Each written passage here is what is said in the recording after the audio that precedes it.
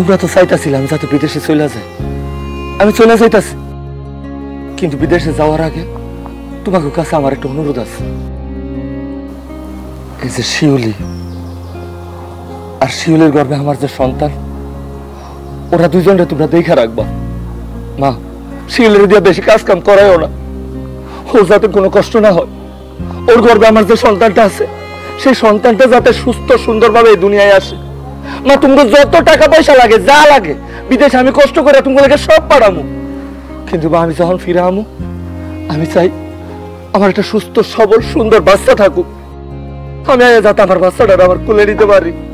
আমার বাচ্চাটারে কুলে নিলে যাতে আমার বুকটা জড়ায় যায়। আমার বাচ্চাটার কোনো কষ্ট আমি চাই না। মা, তুমি কথা দাও, শিউলের দিয়ে কোনো কাজ কাম করাইবা না, ওরা ভালো রাখবা। আরে তুই কোনো চিন্তা করিস না বাবা, আমরা আছি তো।